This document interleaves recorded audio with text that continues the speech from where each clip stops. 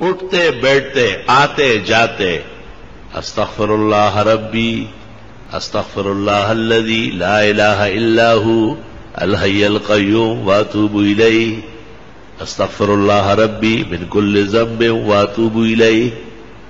یہ پڑھا کرو جتنے استغفار آپ کو یاد ہے، بہت زیادہ پڑھو، کم پڑھنے سے نہیں کام چلے گا،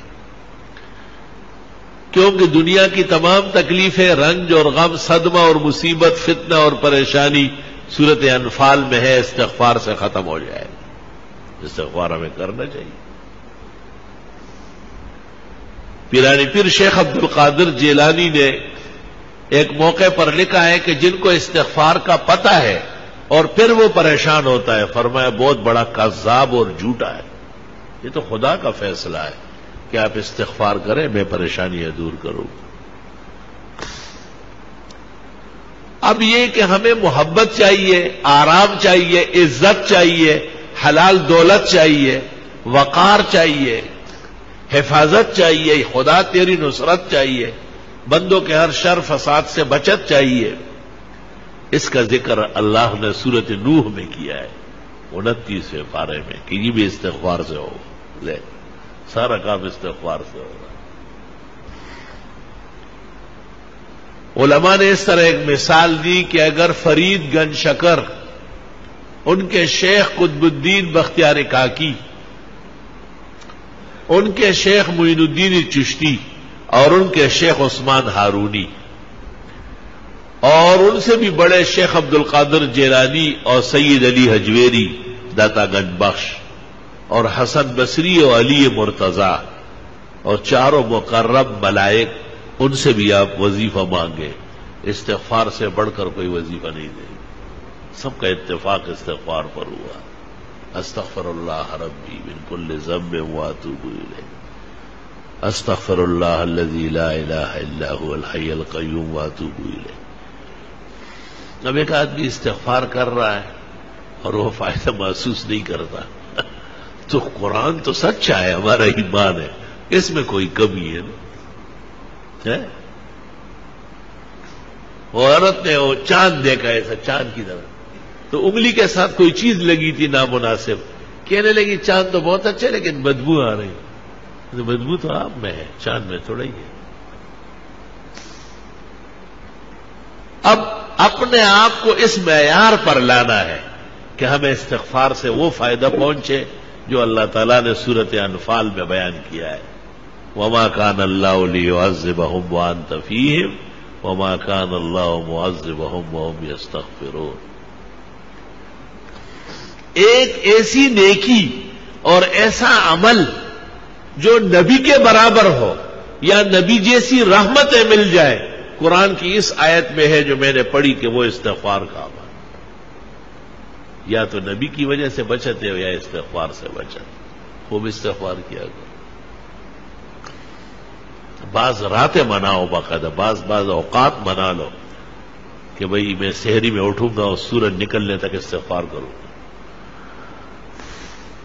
اور میں جمعے کی نماز کے لیے 2 گھنٹے پہلے آؤں گا، سورۃ کاف پڑھوں گا، 100 مرتبہ درود ابراہیمی پڑھوں گا، بس پھر جمعے تک استغفار کروں. جمعے میں اتنا ٹائم نہیں ہے، چلو عصر سے مغرب صحیح ہے، مغرب سے عشاء تک کچھ تو ادھر کنڈے زویا سوخو بویا، کچھ تو کرے آپ، اپنے آپ کو ذرا قیمتی بنائے.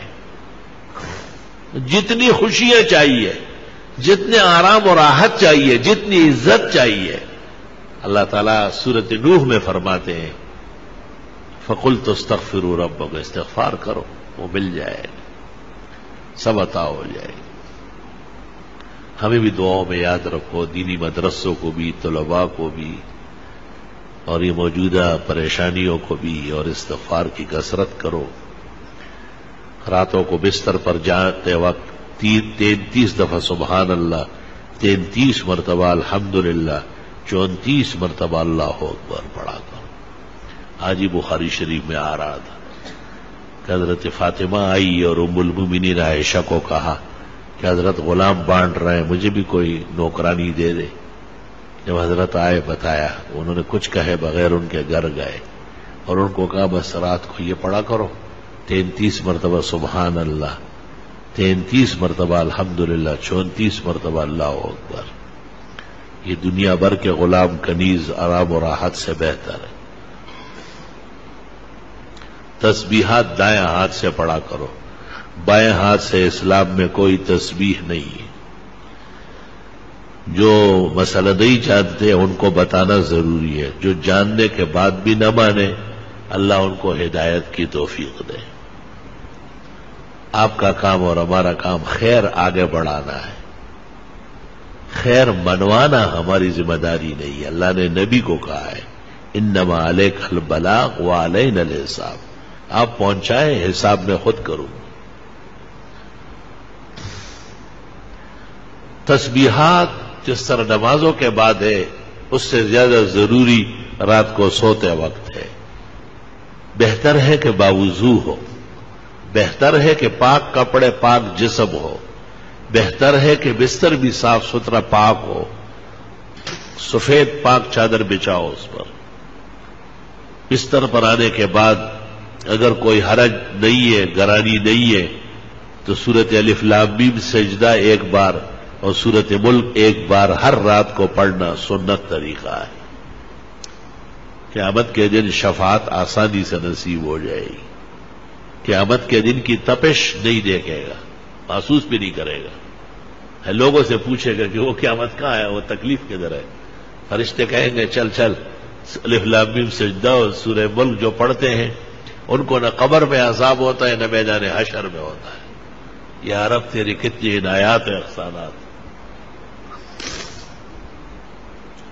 اورنگزیب عالمگیر نے جو قرآن شریف لکھا ہے تو الف لام میم سجدہ اس پر بھی لکھ دیا 21 پارے میں کہ رات کو سوتے وقت الف لام میم سجدہ اور ملک پڑھا کرو.